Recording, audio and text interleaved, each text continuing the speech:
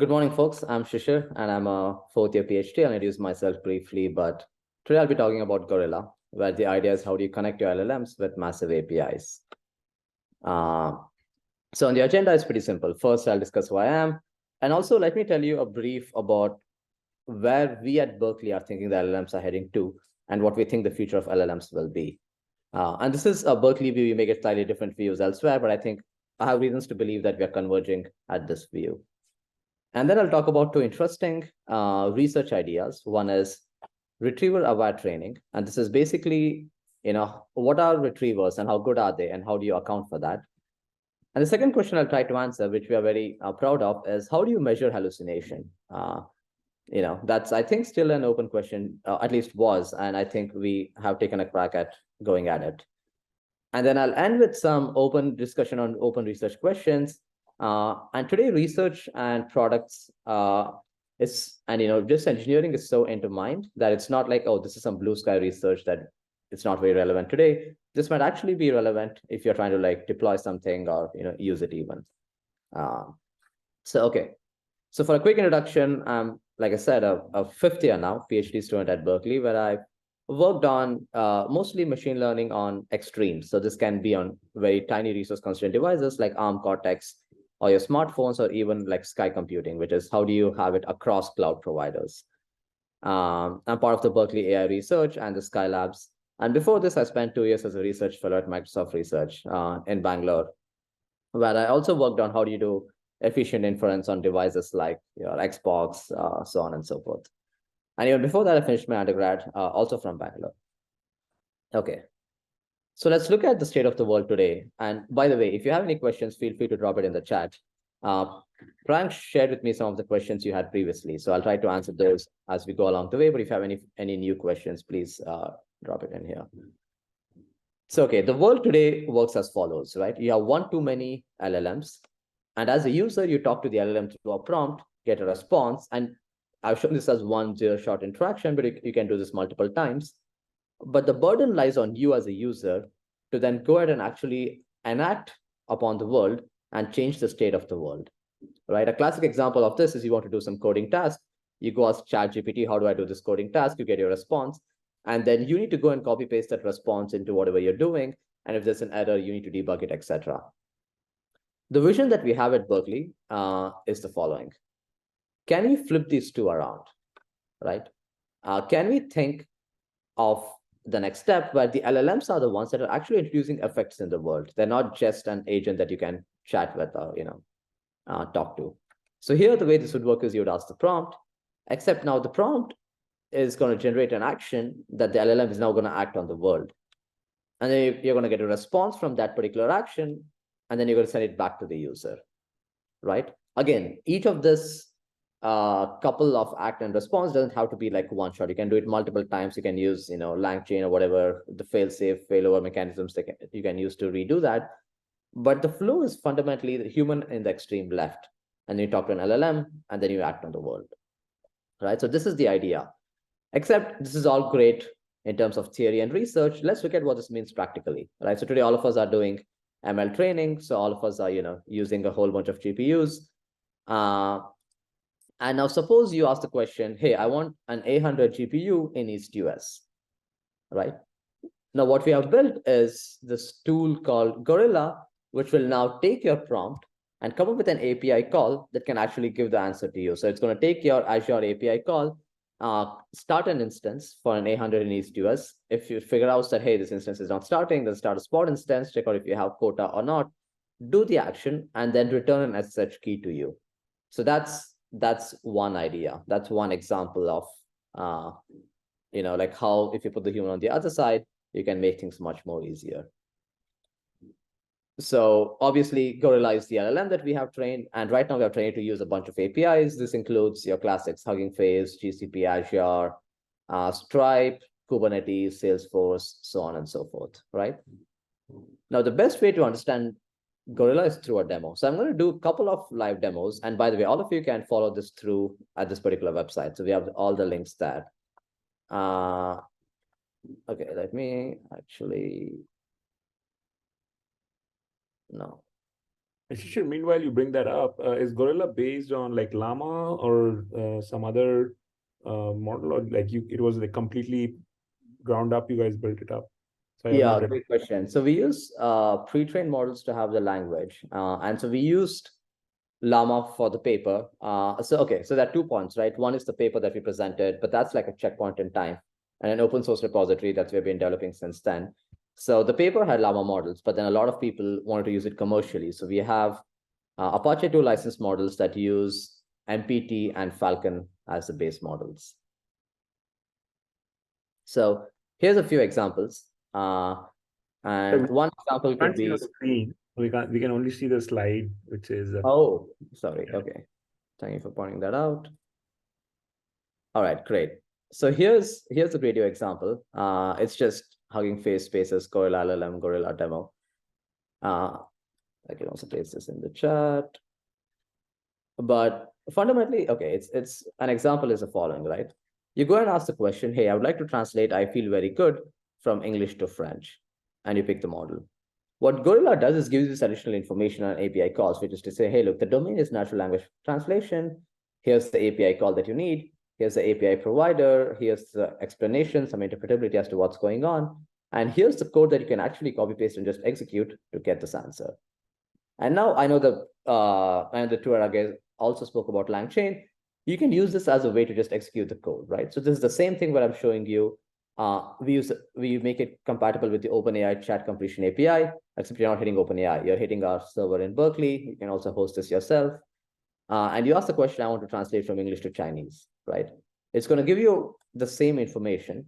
It's going to give you the entire code. And you can now execute this code, a simple Python execute. It could be a subprocess.p open, and you get the response as to what's going on, right?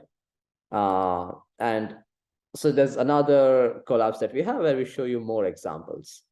So over here, I just showed you how you can do translation with Hugging Face. You can also do object detection, right? So suppose you say, I want to build a robot that can detect objects in an image cat.jpg, and the input is your cat.jpg.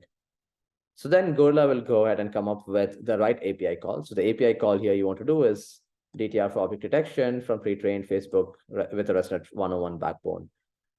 And here's the code that you would use to now generate, like execute this API call and get the response. But this is just one way to do that, right? And you can think of multiple ways to do that as well, which is, can you see my item? Sorry, say that again. Can you see my terminal? No. No. I think Okay. yeah. Now we So can see it. yeah, here's the terminal. And here I'm going to ask Gorilla, list all my GCP instances. And here, look at it. All of this is also just basically API calls. So I can show you what API that you need. And then you call this API, and then it's going to go ahead, perform this action, and then present to you the list of tables that I have, right? And you can, by the way, all of you can use that by typing pip install Gorilla CLI. That's it. So what I showed you is that if you have like API calls, since APIs are so powerful, you can use multiple modalities to use it and multiple different formats, right? You can use RESTful API calls like your post and get request. This was using your command line. And then, you also have other RESTful API calls that you might be using, or even like the open API spec, Swagger files, etc. Now, the interesting part here is that it's not that, oh, you can write code in your command line. Great. No. The point is that, look, a lot of the times you know what to do, but you don't know exactly what to do. It's like, suppose I tell you, take my repository to a state on Friday evening. Then it's roughly like git cherry pick, git checkout, etc. But you don't know exactly what it is. And so people go to like, their cheat sheets or like, bookmarks to figure out what's going on. Instead of that, you can have the LLM accurately describe it to you. And the way you think about this is back in the day, people would read Linux man pages to figure out what's going on. Today, nobody does that, right? Today, if you have a question, you go to Stack Overflow, get the response, execute the answer, and while it's running, you go and read the rest of the answer on Stack Overflow. The next step of this is where you can just ask the LLM in the tool that you're already using it. And not only is that going to give you the accurate answer, but it can also like fill in the right API arguments, so on and so forth. And since most of the world runs through APIs, we find that APIs is a good way to enable this, right? So in this scenario, in this vision that I showed you, the reason this is possible is for the simple fact that LLMs are fundamentally tools. It's a powerful tool, but a tool nonetheless. And tools need to talk to each other. And the way in computer science, different tools talk to each other is through API calls. That's the well-defined interface, how different tools talk to each other, right? And so that's how, and that's why we focused on using APIs or like building a model that can use APIs, because now it's very deterministic. And you can use this to go ahead. Why create? Okay, so I'm going through a question on the Q&A. Srinath is asking, why create a new LLM? Could you talk us through the decision? Right, okay, great question. So like I said, we need to teach an LLM how to use tools, right? And before we started off, there was a bunch of people who are trying different techniques. Langshan is one example. There's Min GPT, Auto GPT, etc. Now, the way all of these work is through the concept of prompting, right? And this is also how OpenAI plugins works. You go and say, you're a helpful AI assistant. Here's an example of how to use Swiggy API and give it a few examples and do in-context learning. So tomorrow, if you go and say, where can I get good vegetarian food in Bangalore? Then it'll pick the locale as Bangalore, pick your day, do a RESTful API call to Swiggy API, and then show the answer to you. Except this is not scalable, right? Even with like 100K context length, you can do maybe 100 APIs, maybe 200 APIs. But the set of APIs you use varies a lot. Like think of an app developer. One day they're writing React code, so they want to figure out some React APIs. 1 week later, they're writing, they want to introduce a database, so then they need to figure out SQL for React APIs.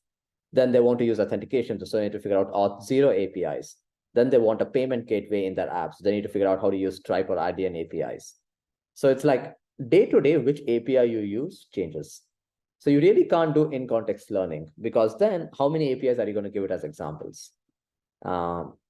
And within GCP alone, which is just a single domain, there are about 2,000 APIs, and the documentation are multiple more tokens, right?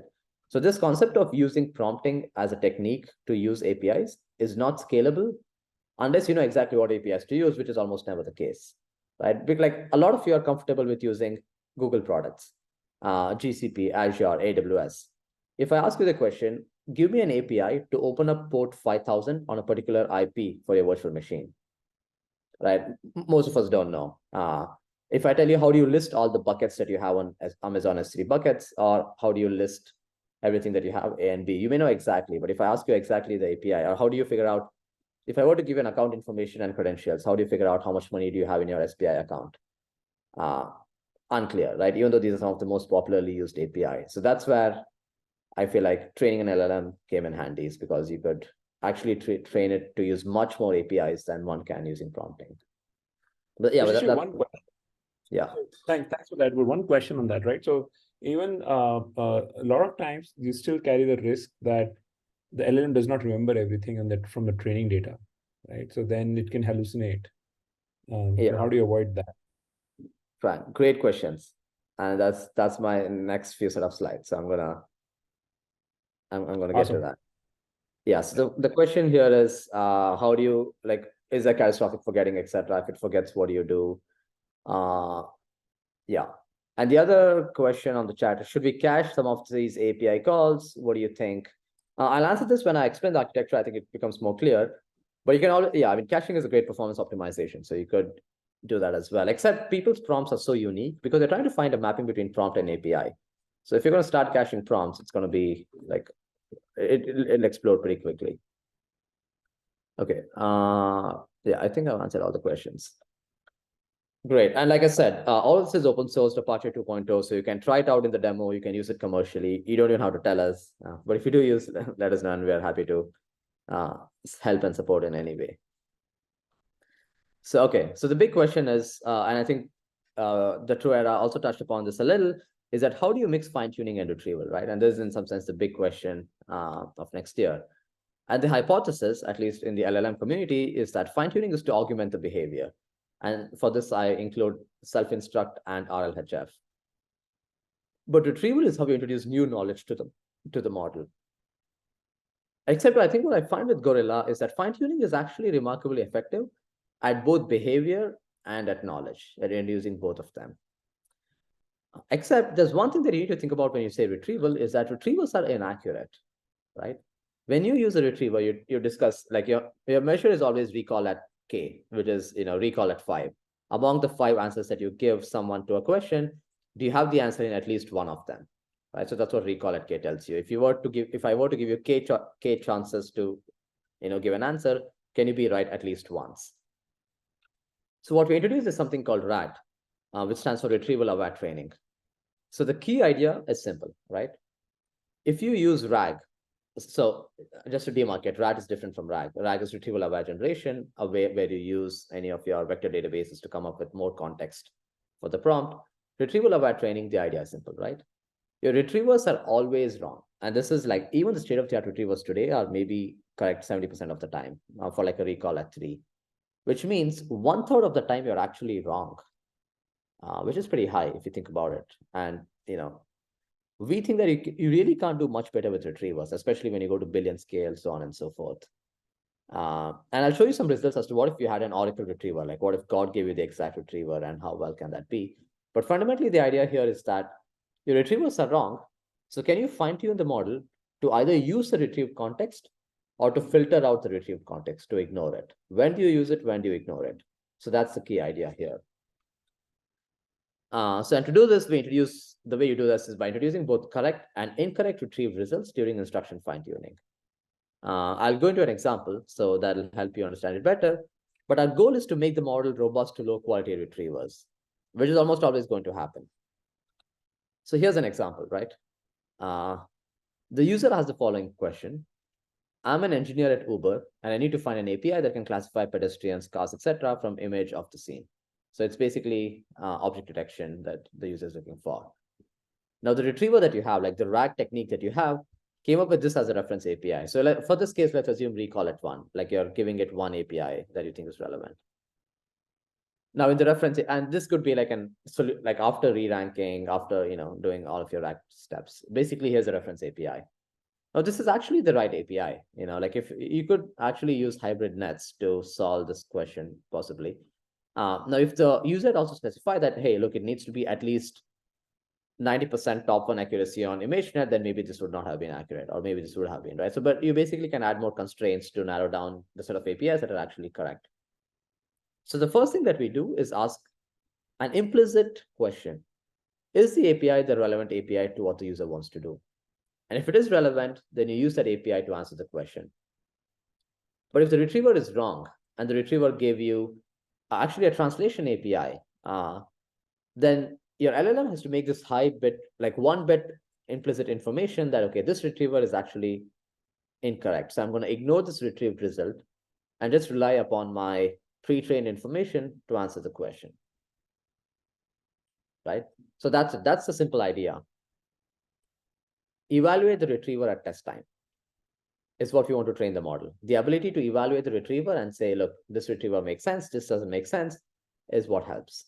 And with LLMs, you can include more reasoning, right? So for example, you have a model that uses ResNet 18 backbone. If it upgrades to a ResNet 50 backbone, you're like, okay, this makes sense.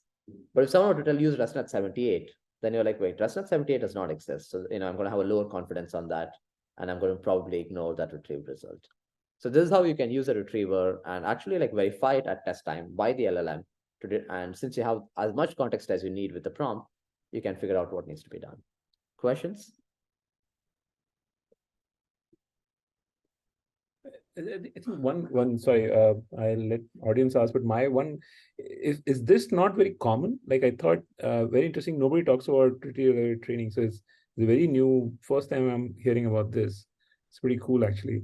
But then can we use this methodology for a lot of other applications, not just for APIs, right? 100%. Yeah, and I think like today the field is so new that not a lot of people have actually even benchmarked retrievers, right? Like take any of the most popular closed source or open source retrievers, Pinecone, VV8, MilVS, etc. There's no, like if I were to ask you how good it is, I feel like there's no answer today. Even if I were to give you a distribution of your data, like, suppose you know your prompt and your data distribution. And using this is, I feel like this is quite generalizable. Once you understand that retrievers are not going to be that good, but I feel like there's a lot of, in some sense, education that needs to be done, so people are aware of, how they're using the retrievers. Are they using the right way or wrong? But yeah, frankly, 100% accurate is that this is very generalizable as a concept, which we didn't know. We initially thought of it mostly for APIs, but then later on, we saw a lot of people use it for other concepts as well. Okay, so now for moving on to the second part of the question, and I know the True guys also like touched upon this a little, but if I were to ask you the question, how much does GPT-4 hallucinate? Right, what's the answer going to be? You'll see some people shrug their shoulders, some people are like more, some people less, some people are like in relation to what, but you don't really have a number, which in my mind is pretty restrictive. If you cannot measure the problem, then it's hard to fix it, right? So that's where what we do is we came up with this new technique, and the core technique itself is not, by any means new. Like people in the programming languages domain have been using this for a while now. But the core idea is to use abstract syntax tree. And many of you might have also learned about this in your undergraduate CS education. But the idea is simple, right? So let's take this API call, for example. Suppose the LLM came up with this API call, which is you're loading this DenseNet one-to-one model from PyTorch Vision repository on Torch Hub. The first thing that we'll do is we'll build an abstract syntax tree for this particular model, right? The next thing that I do is, since API calls are very restrictive, I know exactly what my underlying database looks like. So all I need to do is check if the abstract tree that I have is a proper subset of my database, right? So here I'm going to check if Torch Hub load with all the arguments, PyTorch Vision, DenseNet is a proper subset. Notice that I'm not checking if pretrained equals true because that's an optional argument. In Python, you have optional arguments. And for RESTful API calls, this may not be true, right? But that's a minor detail, which I thought was maybe interesting. But basically, you're trying to see if there's a proper subset match. And if there is a subtree match, then you can tell that this is not hallucinated. This doesn't mean it's necessarily accurate, right? Maybe you're asking people to use DenseNet one-to-one for a translation API, which will not work. So it may not be accurate, but at least this is a way to tell you if it's 100% hallucinated or not. And since there's only so many API calls, like if Stripe gives you X API calls, you can't call X plus one. You have to call among those X set of API calls, right? So that's the idea here. So I think there's one question that I'm gonna take. How to do it scale more programmatically, like ignore or accept? I want to avoid manual labor for the previous slide. I'm not sure I understand that question. Is basically asking how do you do it at scale if you have huge amounts of data? Oh, yeah. Okay. So by the way, none of this building abstract syntax tree was manual. There are like proper tools, and we have also open sourced all of our tools, so you can use it as well. But yeah, it's pretty easy to, like, this isn't, yeah, like it's pretty scalable. It's also embarrassingly parallel, right? So for every API, you can like do it in parallel. You don't have to like queue it up or anything like that. Yeah, this is, yeah, I wouldn't think that was that's a concern at least. Okay, another question in chat. Siddhant, the concept of RAT sounds really interesting. Thank you. Is there any eval comparison between? Yes, there's. I will give you a zero shot versus retrieval augmented versus. Yeah, I'll get to it when I get to the results section. Okay, great. So this is fundamentally how we measure hallucination. And once we have this, let me just walk you through the pipeline. So there's a way how we generate the data set, and then once we have the API database, this is classic self-instruction. Here's where how an inference will work. So I'll focus on inference because I think that's what you guys would be interested in, but also happy to discuss training. Let me do a quick time check. So we are at we have like 30 minutes, but yeah, if we end earlier in Zenzel, it's fine. It's fine, Shishir. Yeah. I think this is good. We are right on track. So the question is, okay, so how are we going to do inference, right? The way we do inference is the following. First, we're going to have a database, which has a bunch of APIs for, this is for your retrievers, right? So here's a user in this green box to the left, and the user says, I want to see some cats dancing in celebration, right? So that's your prompt. You can use any information retriever that you want over here. This could be BM25, whatever your latest and greatest information retrievers. You can also do RAG, you can do re-ranking, pick X, whatever, right? But fundamentally, at the end, you basically have the prompt and a reference API that you get as the output of the step. What Gorilla does, since it's been RAG trained, is now it's going to use this API, it's going to use this prompt plus context and give you a solution. So in this case, it'll say, hey, use stable diffusion pipeline from pre-trained. You're basically using the V2 stable diffusion that you execute and then get some results of cats dancing in celebration, right? There's also another way you can use Gorilla, which is through zero shot, where you just ask the question. And since you have trained the model to use APIs, it can automatically come up with a set of APIs that you can then execute and then get the response. And this is the most popular way how people use it. So the Colab examples that I showed you, or the command line, the bash examples that I showed you, were all using the zero shot because, the way I think about this is if you have, like, how often do you fine tune an LLM, right, or train it? Maybe once every 6 months, once every month if you have the resources, probably much, more frequently if you can. But how often do APIs change? And the answer is some APIs, especially if they're new, almost change weekly, if not daily, right? Especially if you're an enterprise and then you have different teams asking APIs for each other. If it's a more mature API, then maybe it will like change once every month. So depending on how stable APIs are, you can either use the zero shot approach, which is you get a snapshot in time, or you can use retrievers that are more up to date, so on and so forth. Okay, so let me show you the evaluation. We're now going to the evaluation part of this. Where suppose the prompt is, help me find an API to convert the spoken language in recorded audio to text. So this includes first doing speech to text and then doing translation of text, right? So we gave this prompt to GPT-4, and it said, hey, use this thing called ASR. Now, this is hallucination. This is not the right, this doesn't even exist. We also gave it to Claude 2, and then it said, use this particular API, which is the wrong library. And then we gave it to Gorilla, and then it was able to come up with the right API call. If there's one thing that you guys need to know from research talks is that most examples are always cherry-picked. And this is no exception, right? So there's obviously a cherry-picked example, but just to demonstrate that, you can do reasonably well. But the actual measurement is when you look at a proper data set, right? If I were to like use a proper benchmark, how well do we perform? And that's like a true yardstick. So here, what I'm going to show you is a bunch of results. This is across a pretty diverse data set. We had about 1,600 API calls. So on the y-axis is accuracy, higher is better. On the x-axis is hallucination, lower is better. Now, these two are slightly different, right? So if I say I want to receive money for my app, then the Stripe API is the right API. So if the LLM model tells you use a Stripe API, then it's accurate. If it tells you use a Swiggy API, then it's not accurate, but it's not hallucinating because the Swiggy API exists, right? Or Flipkart or Amazon, whatever. Now, if the LLM tells me use an SL Venture API, now that's hallucinated because that doesn't exist, right? So that's how you can differentiate between accuracy and hallucination.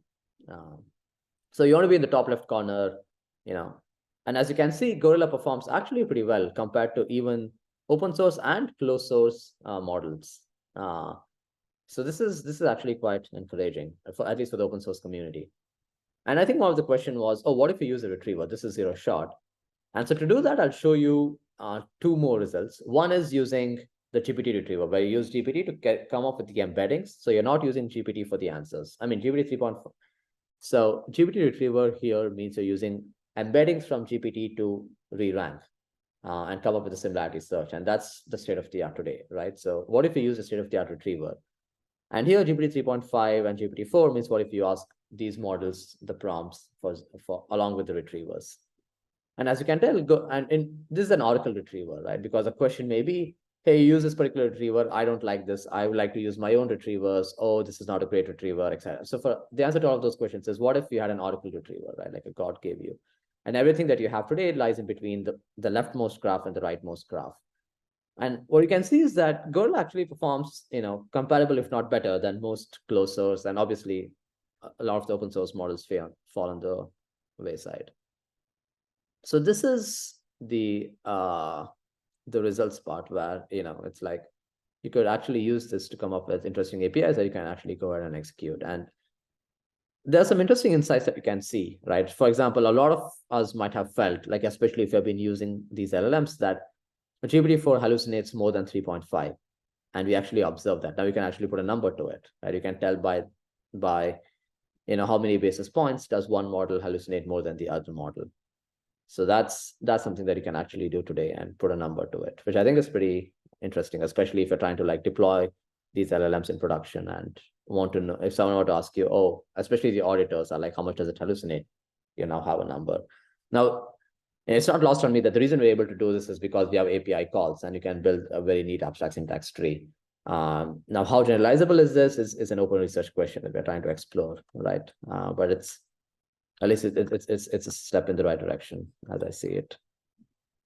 Were these hallucinations judged by humans? Yes. So this was mostly for reviewers, but like a lot of people were like, oh, how accurate is this? Is the hallucination correct? So we asked humans to actually judge this hallucination, and you see a 1:1 match, mostly because you can tell very precisely what's hallucinated, what's not, right? It's not open to judgment or debate. If an API call does not exist, if you come up with it, it's hallucinated. It's simple. Like it's not, in some questions, if I were to ask you, when was Modi born? Is it Narendra Modi or is it Lalit Modi? And it's like hard to tell if you don't have enough context. But for APIs, it's precise. There's only Stripe gives you some APIs. Amazon gives you some APIs. You can only use those. You can't unless you're within those organizations, you can't come up with new APIs, right? So it's very clear to know when you're hallucinating versus when you're not hallucinating. How big was the data set? It's all public. It's 1,600 APIs. And we use self-instruct. So it's about 16,000 instruction API pairs for these results. But now it's grown on to be, I think, more than 5,000 APIs and about 50K instruction API pairs and so on and so forth. So it's now hard to keep track of all the APIs we support. It's grown pretty big. But for this, all the results, it's about 16,000 instruction API pairs is what we used. Okay. All right, great. Thank you. Yeah. So there's been a lot of open source contributions, especially since we became Apache 2.0, where a lot of people are using Gorilla themselves internally. I'll get to the impact slide next, which is actually quite. This is the fun part. So we have a Discord, and there's been a bunch of activity on the Discord. Like this person is like, oh, this is the next best thing to slice bread. I would not understand this comment even if I was in India. But here, like a lot of people, most of their chapati or no, what do you guys eat is mostly bread here. So it's like, this is pretty high accolade from some of our random Discord users. We've also been on like the top of Hacker News multiple times now. And yeah, this doesn't mean much, but at least the stars is a nice, at least incentive or inspiration to keep working on the open source side. So a lot of people are using it. We have been in the media, both internationally and domestically, with a lot of newspapers, and more interestingly for us is a lot of thought leaders in the field, like AI researchers from all the top labs, the faculty, obviously, etc., have tweeted about it, commented about it, used it in their research, and that's pretty. So there's been like wide media that this is a step in the right direction. And also, yeah, so I showed you the collab that you guys can also use. But a lot of people have been using it, and this is not just like the novelty factor in the first few days that wears off, etc. Like in the first 4 days, we had about 6,000 invocations, 24,000 in the next 17 days, and then in the last 2 months since we have been up, we have had more than 300,000 invocations from users. So people actually using Gorilla daily, and it's been used in like many enterprises as well, especially the CLI tool for both across geographies. Yeah. Isn't Andrej working on something similar? I don't know. I mean, probably that OpenAI, so I would suspect so.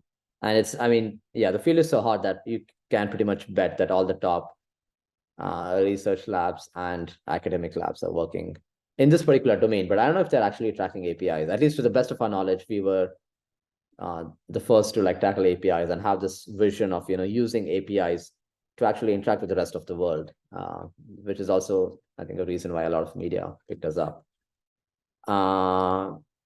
And yeah, Jarvis. Okay, that's Yeah, so a comment has been that the Twitter bio says they're building Jarvis, which is, I think, a reference to the Iron Man.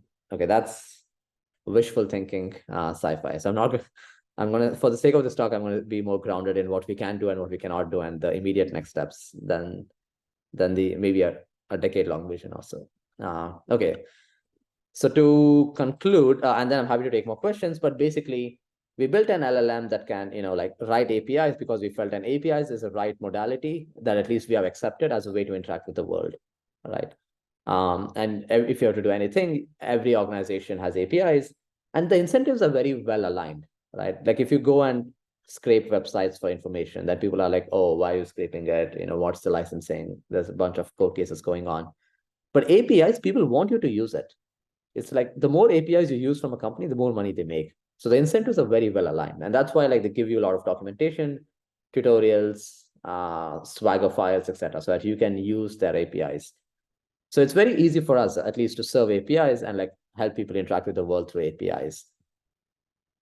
And the second key idea is that retrievers are always going to be inaccurate, right? So that's like people have worked on it for decades and centuries, especially in the information retrieval uh, domain. Basically, all of ads and search is just building the right reverse index and getting the right documents for a given context. And so what we feel is that since it's going to be inaccurate anyways, we might as well deal with it now, which is, how do you factor in that retrievers are inaccurate and then train your LLM to either use it or ignore the retrieved APIs. And finally, with Gorilla, it's an open source LLM that actually improves upon accuracy, especially if you care about APIs. And we show through numbers that you can actually reduce hallucination. Yeah, so that was my like. Hopefully, I've convinced you all about the idea and the vision and what we're doing. I'm happy to take questions now. And technical, non-technical, both are fine. Yeah, great question. How much is the cost to compute to build Gorilla? So there's two parts to this, right? Unlike many other tools, this was also some research that we had to do. Like, how do you use AST or what's retrieval aware training? So I'm gonna keep that aside. But keeping that aside, for the training, like adding new APIs that we keep doing, and like a lot of research that we're doing, and like serving the model because a lot of people are using it to host this model. It's roughly somewhere between 50K to 60K USD a month is what we spend on Gorilla. So it's actually a lot. I think that's why I would say that's also why we are trying to make it as easy as possible so that other people can use it through like making it very compatible with OpenAI chat completion API, or like even giving you collabs and stuff like that, because this could be quite tricky. You can reduce the cost by a lot, but then we have to like I think I've done the math at some point that you can actually bring down the cost to something like maybe 5K or 6K USD a month, which is like almost a 10x reduction, and maybe more if you use GGML, etc. This is like you doing none of that. If you were to like stop research, just add new APIs and serve whatever we have, which is what I think most people might do commercially. Yeah. I think there's another question in the Q&A. Yes and no. Okay, so the question is Gorilla an open source version of what Adapt AI is trying to do? Just curious. And the answer is, like, the vision is same as to how to use the rest of the world, but there's a small difference, a subtle difference in the modality. What Adapt is trying to do, to the best of my understanding, is that they're trying to like teach your browser to mimic that you're a human. So these are like plugins where it'll do UI automation and stuff like that to get your task done. We are going a slightly different route where we're saying, hey, look, let's use APIs. This is very well defined, well contracted agreement between software systems. So let's use APIs to interact with software systems. And let's have the LLM do that for you. So the LLM is going to maintain state. It's going to do everything for you. So yeah, I think at the high level, the vision is similar. But at a low level, they're going from a more UI automation, browser plugins kind of approach, like I said, to the best of my understanding. I can talk more about what we are doing, which is to use APIs and an API-centric view of the world, at least for software systems. Yeah.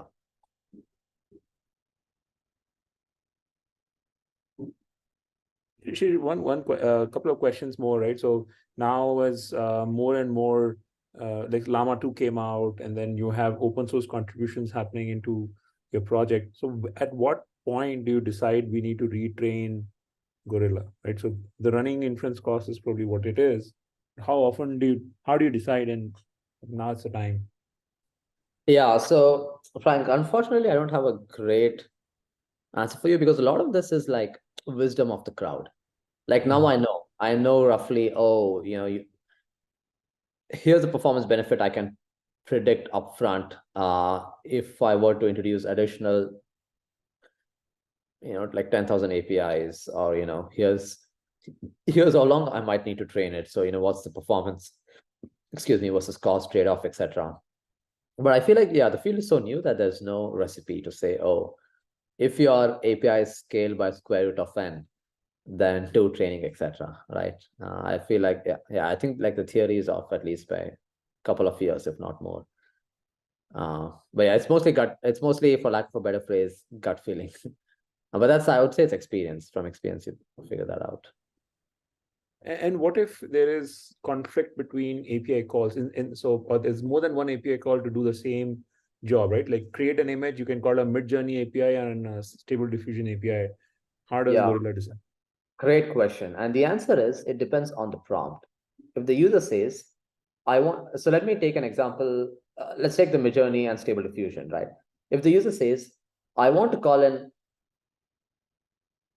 I want to generate an image from text.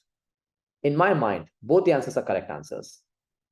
But if the user says, I want to generate an image from text on my browser, now you need to recognize that, okay, here this involves JavaScript or HTML, and the only way you can interact with Midjourney is through that Discord bot as of today.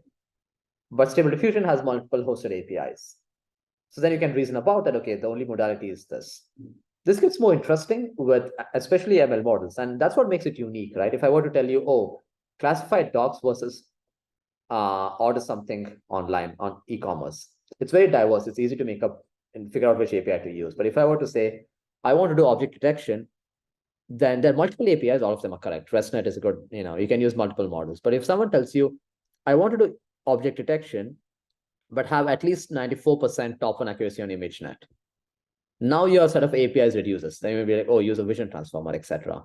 So we think of this as constraints. If you give me an unconstrained problem, multiple APIs are the correct answer by definition. If you add more constraints to it, to the question that the user asks, if someone says, oh, I want to do object detection on a Raspberry Pi, then you can't really have VIT, right? Then you have to go for like smaller YOLO models, like 10 million parameters, etc.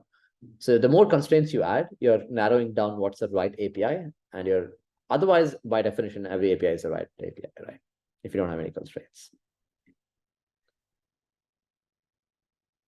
There's one more question. Yeah, how long did it take for you to come up with Gorilla, including the research and training? And how many people worked on it? Okay, so second answer is we had 2 advisors and 2 students. So everything that we saw today was 2 PhD students and continues to be 2 PhD students. Yeah, so that's the number of people. And how long did it take for you to come up? Okay, so maybe it might help if I tell you the timeline. So sometime around last year, November, December, is when we saw that a lot of people were using like chatting with LLMs. And in my mind, like, if it's a Saturday evening or a Friday evening, then you want to chat with people, etc. But in the middle of a work day, I don't like chatting.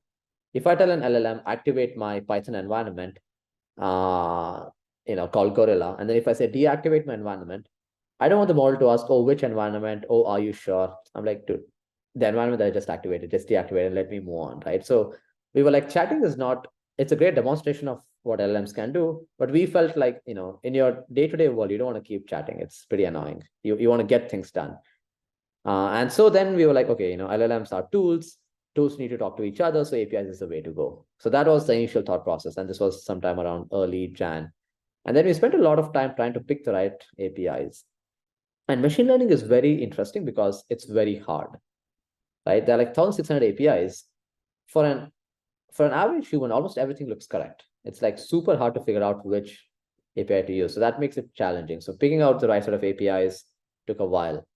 So I would say, yeah, about in total 7 to 8 months. But a lot of that was just brainstorming. Yeah, with research, like a lot of the time it's just spent trying to think through what are interesting questions, right? Like how do you figure out hallucination? It was a pretty open question and took a lot of brainstorming before we could come up with it. One other question, right? So the moment you use an API, it makes you, do you want to do the next step of the using the same API next step? So like it leads to that agent conversation, So are you guys thinking of building in like some sort of agent model or chain of thought or something like that, or tree of thought? I don't know. Yeah, so that's a good question. I feel like, yeah, chain of thought, etc., is mostly a methodology to get there, right? But the question is, how do you have composable APIs? If you do X and then based on the result of X, do Y, or something like that. Frank, is that correct? Is that what you're thinking? Yes. Yes. Yeah. So for composable APIs, yeah, for right now, I'll go, goal is to like nail down zero-shot APIs one step.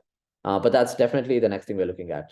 And this gets even more interesting. Like if you have, I'm going to call a JavaScript API for authentication. Then I'm going to call a RESTful API call with curl to do something X. Then I'm going to use this results in a Python code to do something else, right? Or you can think of, enterprises. Enterprises are like, oh, every time I get a sales inbound, send them a Calendly link to set up a meeting, and then add $100 of credits to their account so that they can do tutorials with it. Or it's like every time I get a sales inbound, if you're like a CEO, then send them a Calendly link for a meeting. Once they have the link, then send them a two-side NDA, a non-disclosure agreement, and 1 week later check if they've signed it or not, and then resend it. Or like workflows like this is something that I think it'll be interesting to think as to like how we can automate with Gorilla.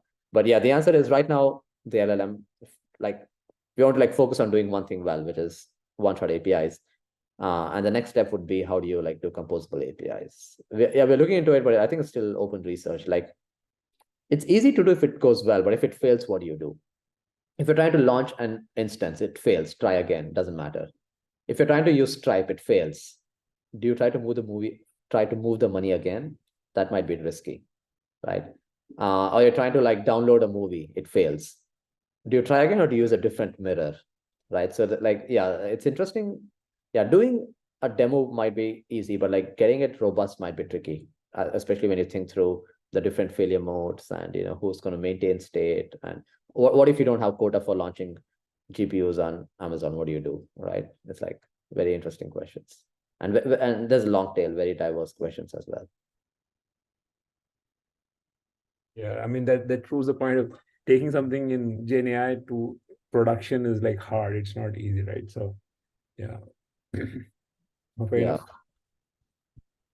Any more questions, folks? I think this has been quite good. For me at least, I didn't realize. Yeah, mitigate the interesting question. Yeah. How do you mitigate? Okay, so read the question. How do you mitigate the deprecation of APIs and updated APIs? Will you need to retrain the model? And the answer is no. Let me show you a demo. Okay, this is a good question, and a lot of we didn't think about this initially, but then the question is, so we call this in machine learning test time adaptation. In the training time, you had some version of API. In the test time, or when you're doing inference, when you're actually using the model, the API version changes, or there's some tweaks to the API. What do you do? And since we use like the retrieval aware training, and with the retrieval, it's actually quite robust and can adapt to test time changes, right? So here's an example where the user wants to remove the background from an input image, and they're using FC and ResNet 50, right? So this was during train time. Now here what we show is that even if you were to update the model from a ResNet 50 to a ResNet 101 backbone, it's actually quite robust.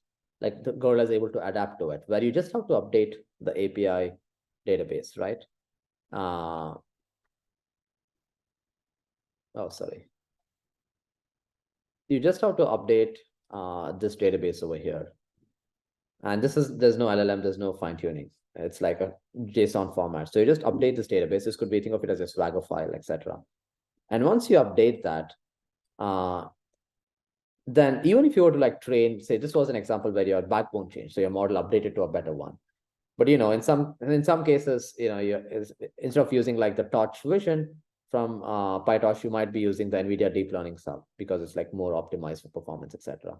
So here it's actually quite, it can adapt to that. So none of the model did not see the blue or the yellow during training, only the pink, maybe. Maybe the pink was used for training, and then the blue and yellow was not used at training. But it was able to adapt to changes in the API, which I think is quite critical because you're right, APIs change very frequently, whereas you may not train or fine tune a model that frequently. So yes, the answer is you don't have to retrain. It can adapt to test time changes.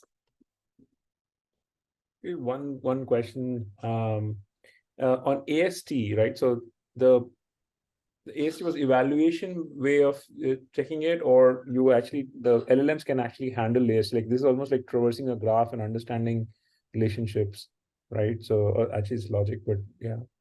So Yeah, so good question. Let me pull up my slides. Oh, I have to share my screen. Sorry. Okay. Okay, so in this example, right? So this is your API call. And everything that you do is, it's like here. Do you see this thing called API call, which says torch hub load reporter, PyTorch fair sequence, API arguments? So API calls are actually it's well formed. You know what I mean? Like if you have a RESTful API call, you have like a proper get or post request, a header, and a body. So once you have this proper API call, then it's very easy. Like you can, yeah, there's like we have also open sourced our tool that you can now use to like build the syntax tree from just the input code. It's pretty doable. okay, awesome. This is great. Thank you. I don't think we have any more questions. Thank you, Shishir, for taking the time out to doing this. Gorilla is very, very exciting. At least for me, it's very interesting. I hope I hope to use it. I actually posted in some of my other founder forums. Please, this is very interesting, and I've already offered them that if they want to reach out to you, we can help you and connect.